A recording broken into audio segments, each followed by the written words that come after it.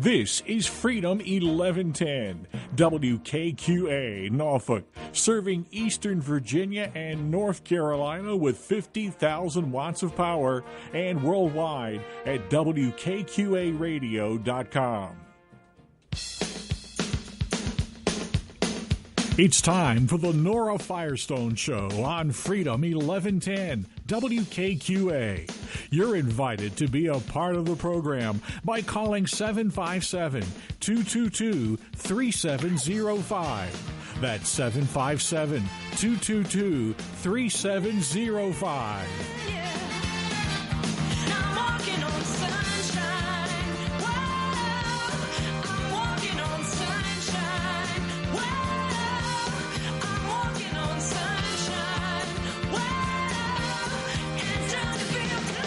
Now, with today's program, here is Nora Firestone. Hello, and thank you again for joining me here today, this beautiful day on the Nora Firestone Show. A little extra music there because we're extra in the spirit.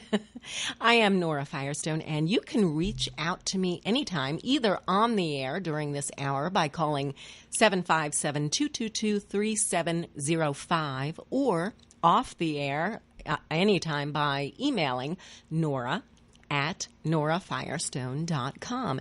And I hope that you do. I would love to hear your lovely voice as a caller today or get your thoughts and feedback via email after the show. And it is never a bad time, always a good time to honor thy fathers and thy mothers, as the Ten Commandments would urge, by sharing and modeling what it is that they have done so well in their own lives in order to help inspire and somehow shape future generations or the communities around them, or anybody they might have influence over, anywhere. And you just never know sometimes where that might be. So with Father's Day only a few days away, we devote today's show to those dads who devoted themselves to us, and especially those patriot dads who so appreciated and instilled in their families a sense of commitment and responsibility and inspiration and empowerment and the powerful and beautiful pro-American principles and spirit that, frankly, folks, you just can't find anywhere else in the world. Would you agree? As I've been saying for years, and you can contact me for a bumper sticker to this effect, if you want to live in a socialist nation, move to one. And if you like it, stay there. But if you don't, you'll be relieved and quite thankful if freedom and individual liberty still exists for you here in America. Never take that for granted or relinquish the rights to and the freedom from the rights to everything that America provides for us, and the freedom from socialism and tyranny that is supposed to set our great country apart for those who seek the unoppressed pursuit of freedom and opportunity and happiness. So with that, I am thrilled to be joined by phone today by Paul Cram, who is a creative entrepreneur and an actor from Minneapolis, Minnesota, and he will be appearing in the upcoming movie Wilson, and that has him acting alongside Woody Harrelson, so I can't wait to see that. And Samuel Ledoux, who is a delegate to the Republican National Convention, and he is from New Mexico. Gentlemen, Sam and Paul, thank you. Welcome to the show. Thanks so much for joining us today. How are you, gentlemen? Oh, doing great. Thanks for having me on. This is Paul, by the way. Everybody. Hi, Paul. Sam? I'm doing good as well. It's a good pleasure to be here. Great. Well, great to have you both on. Gentlemen, now when we spoke briefly earlier this week, you both expressed this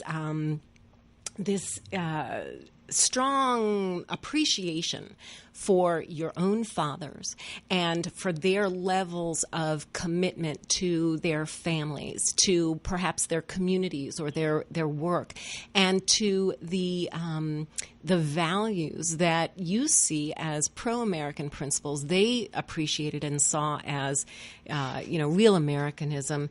Please share with us, each of you, a little bit about your own family's background, and then we'll get to some more specific questions about this pro-American dad spirit. Samuel? I'm pausing. I'm like, which one? Yeah, Samuel. Yeah, okay. Samuel, do you want to start? A little bit about your family's background. Mm-hmm.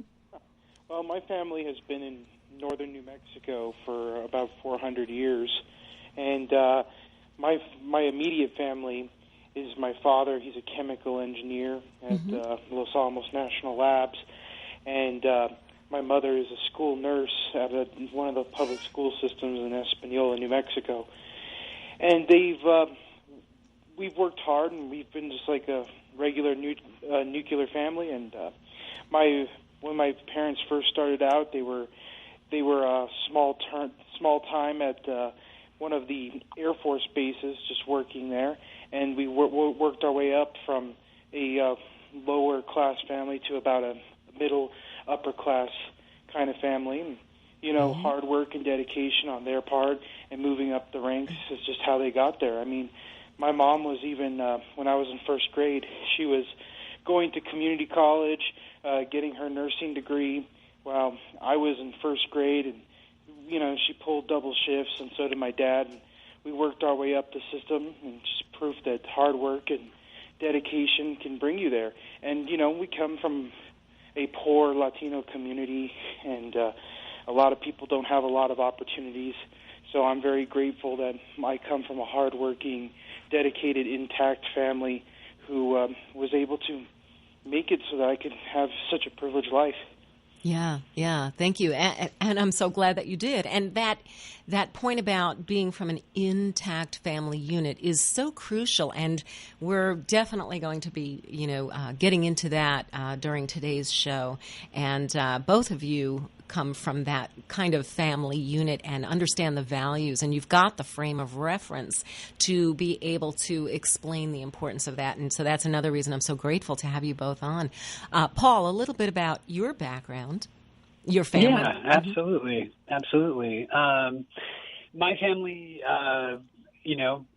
kind of simple roots, I guess. My grandparents on my mother's side were farmers, so she grew up as a farm girl, and my father and her met in college. And, it's interesting because my dad actually was going to college. He was going to be a teacher, but he dropped out, and then he did the military thing a little bit. And then he actually, when he came back and got married to my mother, he started his own business. So he worked, and actually as a roofing company, he started that and kind of worked that until he retired. So I think it's kind of awesome that he kind of showed, me and my siblings that entrepreneurial spirit that I think is so important and so American, that you can just start a company and work with it and build it and retire. I love that kind of an idea, and an inspiration to me and my siblings. Yeah, definitely. Yeah. Inspirational to hear this as well. So backing up to your dad and your dad's decision to leave college, well, college is not for everybody. So people who follow the Bernie Sanders notion that, college should be, and by the way, this was Obama's notion years ago as well, which is what first illuminated for me that he was a socialist, this idea that, free college is free or should be free for everybody. Well, if your dad, Paul, had to, donate part of his money in the form of taxes to pay for everybody else's college when college was not for him, he would have had less money to invest in his own career path, his own educational path, which for him was to jump right into starting a business, after the military. So he took his skills and his money and, being able to keep that money that a person has earned and not have to hand it over to somebody else who might want to go to college, let those people work their way through college and let him work his way through starting a business and making that a success for himself and his family. Yes? I see so much already in the way of assistance from government for college that I guess I'm not really sure that I understand more, but that's kind of where I'm at with it. I don't know. Yeah. Well, I mean, the idea that, Bernie Sanders is saying, promising free college to everybody or saying that should be the standard, whatever. But, certainly college is accessible to people who want it, badly enough. And the more the government gets involved in all of these things, the more expensive, these things become anyway. But one of the beautiful things about America is that you can choose your own path. You can choose to go to college or not. You can choose what business you want to do or not. In other countries, you don't have those choices very often. The government will tell you what career path you need to take, And so each of you had dads who perhaps, like all of us, maybe were not perfect, right? But who were married to your moms and committed to your families. And from your perspective as adults now, what was the value of that kind of devotion that they had for their families? And how is your family better off with your father versus had your mothers brought you into the world without them? That's something that's much more common these days, but I think that people don't give it enough forethought, the value of a good dad, of a loving dad. And like I said, nobody's perfect. Mothers, fathers, nobody's perfect. Kids, right? But this is very true. This is very true. And I, as an adult now, looking back, I can see it's like, oh yeah, no, my mother and father had their bumpy road, and I think I mentioned this earlier in the week when we were chatting, questioned like, wow, there was points where it was so bumpy in their relationship that sometimes I'm like, wow, why did they stay together? And I like to think that I keep coming back to, I think they stayed together for us kids. I think that they pushed through those things and worked through them for the benefits that would be, kind of showered down on us, on us kids. One of which is me and my siblings have a really good work ethic. Yeah. It's seeing my father go to work every day, day in, day out. And sometimes when money would get tight, because I come from a really big family. How many siblings? You have several siblings, right? There's 7 of us. 7. 7 total, yeah. So big family, lots of mouths to feed, and there was times I can recall where my father actually would pick up a second job just to make ends meet, and I like that. I like having experienced that and having seen my father be like, okay, well, I need more money, so I'm going to go out and make more. And fortunately, he was able to do that because of his, he had some skills, right. A skill set that lended itself to a few different fields. And had my parents not been together, I don't think I would have seen that as much. Right. That's a good point. Yeah. Samuel, the benefit of your family having your father, what would you have missed had you not had your father? Well, what I would have missed if I didn't have my father would be like a strong male role model. And that's something that a lot of Hispanic kids like me are missing in their lives, is that, a lot of these kids go out there and they don't have strong male role models, and they often have to look to each other, which often means that they get involved in gang activity or criminal activity, and it's truly unfortunate. And I saw a lot of my friends fall into that, and I can't really say that I may or may not have fallen into that myself if it wasn't for, my dad was very strict. He I got suspended from school once, and he made me spend the entire day moving blocks of wood that he had cut from one end of the yard to the other. And I also remember if I got in trouble at school, he would take away my Game Boy, and he would actually force me to sit there and read with him and go on walks at night these are just basic things that, he was there to keep me out of trouble and make sure that I wouldn't fall into those kinds of crowds that a lot of my friends and a lot of my classmates fell into, which often led to drug use and a lot of the other problems that plague our community. Right. And Samuel, you were saying that this is prevalent in your community. You were talking about this yesterday, while we were on the phone together. And you said that heroin is a big problem. And so you have gotten involved to some degree in politics as a delegate to the Republican National Convention. So what first inspired that? And you're young, too. You're in your early to mid-20s, right? Yes, I'm 24. Mm-hmm, yeah. And so, did your father, did watching this in your father, was there anything about your father's influence that kind of helped steer you in the direction to get involved in politics? And do you have ideas about getting more involved in politics later in the future? I'd say absolutely. My dad, even though he's been a registered Democrat most of his life, he's very conservative.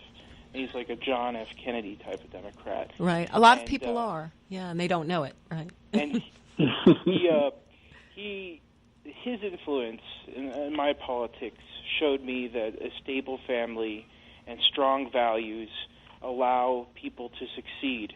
And if you look at the statistics, it reflects that. If you want to not be in poverty, the best way to do that is to get married, have children, and make sure that you have a stable two-income household with a mother and a father.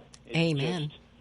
It's just, if you look at the statistics, that's the number one way to get out of poverty. And coming from an impoverished area, the most impoverished families are families who either aren't married or have single-parent homes and broken families. And it's very hard to break out of that cycle. My grandfather broke out of that cycle. He came from a broken family, and luckily he just had the drive to push forward and actually become the first person to earn a PhD in his whole town. Wow. But not everyone's like my grandfather, and not everyone has that drive.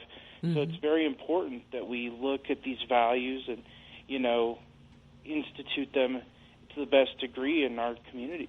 That's right. And I point out on my show, and I've been saying this for 20-something years, the surest way, the best way to ensure that your children do grow up in poverty is to start them out in it in the first place, is to bring them into it intentionally. And when I say this, it's not because I lack compassion for people. It's the opposite.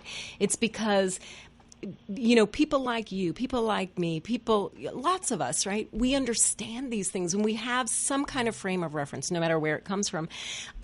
We understand this, and, we strive to help enlighten people not to, what are some of the causes of this cultural breakdown and this family breakdown and this the rise of poverty, and how they can prevent carrying that on for future generations, and why they should as well, and that it is possible, like you said, Sam. And Paul, go ahead. Anything that you would like to add to that? No, I love what I'm. I agree. Mm-hmm. I so agree. I think that there's a lot of wisdom in looking towards people that are older and wiser and have a little bit of experience. So I think I keep telling my little brother, I'm like, it doesn't hurt to pay attention to people that are older. They're not necessarily dumb. Right. Oh my gosh. Right. Yeah. So what do you gentlemen see when you look around at cultural things and behavioral things today? Are there things that most disturb you about the way things are going, and why? Maybe for me, the rise of socialism is, the growth of government and the rise of socialism, are just so troubling, But what irks you the most these days? Well, for me, the rise of drug use, and the rise of grandparents raising grandchildren is in my community in particular is crazy. I mean, we have the highest per capita heroin overdose rate in the United States, in Espanola, New Mexico. Wow. And the county it's in, Rio Arriba County, we have, according to the statistics, around 65% of the generation after mine, Generation Z, they are going to be raised. 65% of them are going to be raised by their grandparents. Mm. And, I'm sorry. I mean, I love my grandparents, and I love, that some grandparents are willing to do that. But just the activity level of someone that young with an older person having to look after them, I don't think it's going to be very productive to that generation's upbringing. Right. And it comes from the fact that millennials in my area, a lot of them had kids very young. The average age to have a child in my area is 18, 20, and because of that, a lot of them are going to college, because in New Mexico we do have a semi-free college system with the lottery scholarship. Everyone in New Mexico basically can go to college, and it's paid for by the lottery, not by taxes, but by lottery money. Well, that's smart because it's voluntary. You can opt into that pool if you want to, but as a contributor, I mean, right? By buying lottery tickets, right? Is that what you're saying? Yes, that's true. I like that. But it's also raised some problems because you have a lot of people who probably shouldn't be going to college. Well, that will be the problem if it's free for everybody and they're taking your money and giving it to somebody else. Go on. I didn't mean to interrupt, but that is the main problem that I see if we head in that direction. So that's what you're seeing. Go on. And what we've seen is that, people who, just aren't fit to handle a college lifestyle, a lot of them are single mothers. They go into college and they're not ready for it, and a lot of our high schools are very poor, and they have to take 6, 7, 8 remedial classes, and they end up having to drop out. And even though the tuition is free, books aren't free, time isn't free, and it's led to a lot of people being disoriented and ending up with a lot of debt anyway. Right, and then they say, well, who's going to take care of my children? Well, maybe you shouldn't have had children yet, right? Maybe you should have held off, right? So who will take care of your children then? Well, maybe a grandparent, like you said, or they look to the government, right? I don't know. I mean, those things aren't good either. Paul, you were going to... No, I'm nodding my head. I'm kind of echoing the sentiment or thought. I have a lot of actor friends that they ask me all the time, just kind of how do I juggle my work schedule, because I don't just do acting, I do other things to pay the bills, because, acting is such an up and down thing. Right. And famine. You do web design and things like that. I do web design, and I do, things like that to fill in here and there.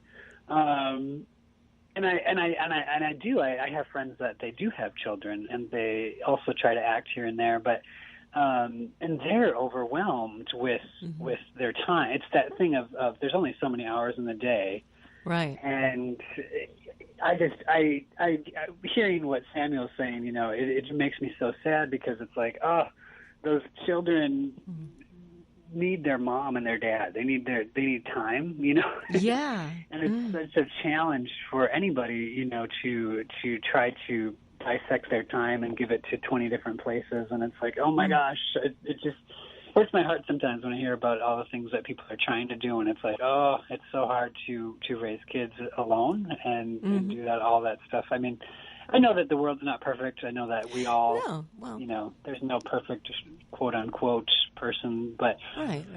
I can't imagine trying to go to school full time or even part time while also being single and raising children. Like, that just blows my mind. Right. And certainly, of course, there's no perfection on earth. And we're not striving for that. Here in America, that's the beauty of being in America, is you don't have to be perfect.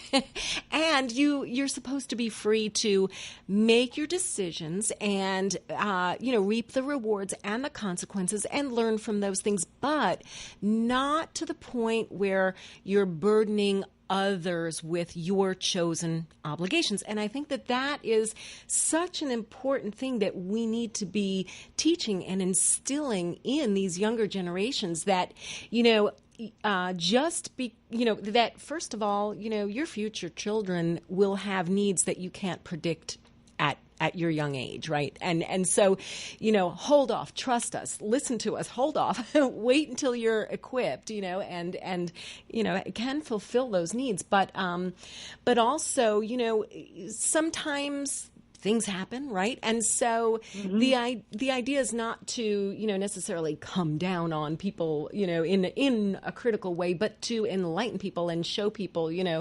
hey, there is this better way there, and here's why it's better, and whatever. But I don't know. I was going to say something to Paul's point, and it just slipped my mind. So, but Sam, it makes me think a little bit too. It ties into kind of what I do. I mean, as far as going along with some of the consequences or things like that, like myself, like I do acting. Acting is a very unstable career option or your choice. I mean, it goes up and down, and and I didn't walk into that blindly, and when I was younger, it wasn't like my mom or dad were like, oh, you're going to be a millionaire doing that. They were very cautious, more so. My mom was like, wait, have you looked into that? Have you studied about it? Do you know what you're getting into?